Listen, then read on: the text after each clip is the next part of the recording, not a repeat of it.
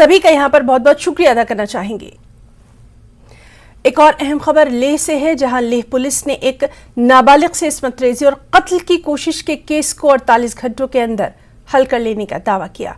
कल पुलिस ने मुलजिम को गिरफ्तार कर लिया। मुलजिम को चीफ जुडिशियल मजिस्ट्रेट लेह के सामने पेश किया गया, जहां उसे 7 रोज के लिए पुलिस हिरासत में भी दे दिया गया। लेह के अवाम मुलजिम के लिए सख्त से सख्त सजा का मुतालबा कर रहे हैं। हमारे साथ मौजूद हैं इस वक्त हमारे साथी मारूफ स्टेंजिन। मारूफ, आपसे जानना चाहेंगे, पुलिस की बेहद अहम कार्रवाई, 48 घंटे में ही मुलजिम को गिरफ्तार कर लिया गया है, और इस तरह का मामला अगर हम बात करें लद्दाख या लेह की तो वहां पर देखने में नहीं आता है। इसीलिए शायद लोगों में इतनी नाराजगी, इतना गुस्सा देखा जा रहा है कि जल्द से जल्द कार्रवाई की जाए।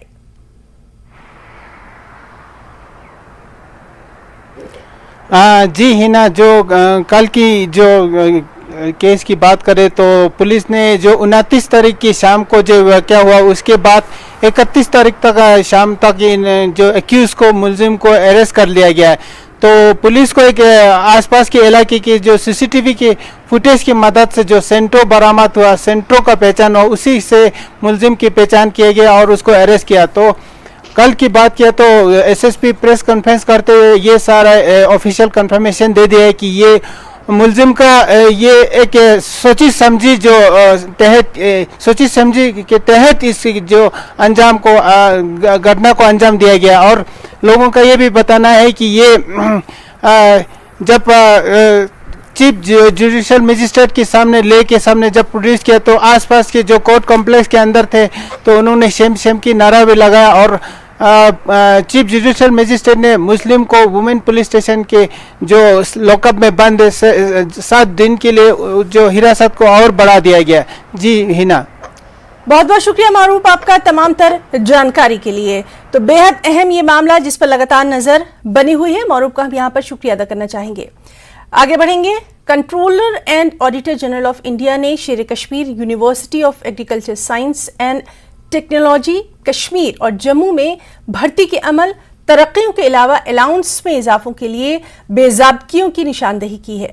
सीएजी ने पार्लियामेंट में पेश की गई अपनी रिपोर्ट में इंकशाफ किया कि 2 ज़रई यूनिवर्सिटीज ने असातिज़ा की तकर्रुरी के लिए लाजमी तालीमी कारकर्दगी के गाइडलाइंस को फॉलो नहीं किया।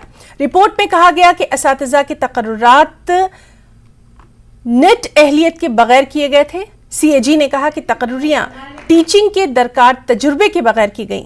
तकनीकी आसामियों को बेकायदगी से अपग्रेड किया गया।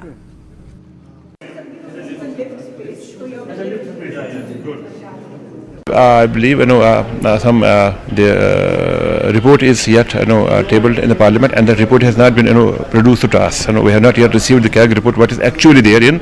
But then something it has come into the media, and the media would just, of course, start asking the questions. But as soon as we receive it, we will just look into it. What has been that? करना चाहेंगे। हमारे साथ मौजूद है मजीद तफसीलात के साथ हमारे साथी सरोश कफील। सरोश, इस मामले में अभी तक क्या कुछ कार्रवाई निकलकर सामने आई है? क्योंकि लगातार हम देख रहे हैं कि इस तरह के मामलों को लेकर काफी वहां पर इंतजाम जो है वो किए जा रहे हैं और सख्त रद्द-ए-अमल भी सामने आ रहा है। जी हिना, आपको बता दें कि सबसे पहले तो 31 मार्च को जो सीएजी की रिपोर्ट आई थी, ऑडिट रिपोर्ट आई थी, उसमें 2 यूनिवर्सिटीज जो है एग्रीकल्चर यूनिवर्सिटीज, उनमें इरेगुलरिटीज पाई गई हैं। एक कश्मीर की एग्रीकल्चर यूनिवर्सिटी और जम्मू की एग्रीकल्चर यूनिवर्सिटी भी है। अब हम अगर इन इरेगुलरिटीज के हवाले से बात करें तो उसमें क्लियरली मेंशन है रिपोर्ट में कि 2016 से लेके अभी तक जम्मू और कश्मीर जो एग्रीकल्चर यूनिवर्सिटी, इसमें काफी सारी ऐसी पोस्ट थी जो खुली थी जो पब्लिक डोमेन में नहीं आई। आप बात कर ले, जैसे कुछ लेक्चरर्स की पोस्ट थी, पियोन्स की पोस्ट थी, ड्राइवर्स की पोस्ट थी, करीबन 500 से ज्यादा पोस्ट थी जो 2016 से वेकेंट है और अभी तक वो पोस्ट पब्लिक डोमेन में नहीं आई है। उनकी कोई ऐड नहीं आई है, ना गवर्नमेंट की तरफ से ना यूनिवर्सिटी की तरफ से। और उसके बगैर भी कुछ बजट्स हैं जो एलोकेट किए गए थे यूनिवर्सिटीज को, एग्रीकल्चरल यूनिवर्सिटीज को, स्पेशली जो वो स्टूडेंट्स होते हैं जिनको एक्सपेरिमेंट्स करने होते हैं या रिसर्च करना होता है, तो वो बजट भी क्लियर नहीं था। तो उस हवाले से जो है सीएजी ने एक रिपोर्ट फाइल की है जिसमें एक ऑडिट में क्लियरली पूछा गया है या एग्रीकल्चरल यूनिवर्सिटी को ये डिस्क्रिपेंसीज जो रही हैं इनकी वजह क्या है। अच्छा, अभी जो प्रोफेसर गनाई है, हमारी उनसे कल बात हुई थी, नजीर गनाई जो हैं इस वक्त वाइस चांसलर हैं, उन्होंने क्लियरली कहा कि अभी जो रिपोर्ट है, हमें पता है कि वो रिपोर्ट आ चुकी है 31 मार्च को, क्योंकि अभी आज 2-3 अप्रैल है, तो हमारे पास वो इस हफ्ते में जो है रिपोर्ट आ जाएगी और उस हिसाब से जितने भी एक्शंस होंगे, कोई भी स्ट्रेटेजिक एक्शंस होंगे, वो हम जरूर लेंगे। जी सरोज, किसी भी यूनिवर्सिटीज में इस तरह से अगर हम देखें, खासतौर पर अगर जम्मू कश्मीर की बात करें, तो क्या ये अपनी तरह का पहला इस तरह का इंसिडेंट सामने आया है, इस तरह का जो मालूमात की जा रही है, या इससे पहले भी इस तरह के कोई वाकयात सामने आए हैं?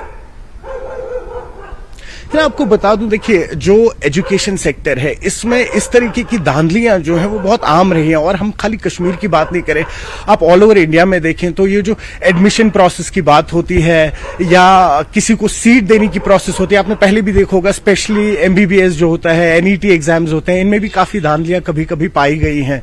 तो ऐसा नहीं है कि ये अपना नवियत का ऐसा पहला केस है यहाँ पे, लेकिन हाँ, जो एग्रीकल्चर यूनिवर्सिटी है, देखिए मैं आपको बताऊं, जो प्रोफेसर नजीर गनाई हैं, जो वाइस चांसलर है, उन्होंने ये कहा कि हमारी यूनिवर्सिटी जो है, करीबन जितने भी स्टूडेंट्स आते थे हमारी यूनिवर्सिटी से, पहले बाहर जाते थे वो लोग, और इस वक्त बाहर के स्टूडेंट्स हैं, इनफैक्ट बहुत सारे फॉरेन स्टूडेंट्स हैं जिन्होंने अपने रिसर्चेस के लिए यहाँ पे एडमिशन लिया है। तो ये मामला जो है थोड़ा सा सीरियस है, क्योंकि यहाँ पे जो बाहर के स्टूडेंट्स है, कहीं कहीं जो फॉरेन स्टूडेंट्स है, अगर कल को उन तक ये बात पहुंचती है तो मे बी ग्लोबल लेवल पे इस बात का जो इशू है, ये शायद और ज्यादा बड़ा हो सकता है। सरोज, बहुत बहुत शुक्रिया अदा करना चाहेंगे आपका तमाम तर जानकारी के लिए। और यहां न्यूज़ एट 9 में रुकना चाहेंगे एक छोटे से ब्रेक के लिए। जल्द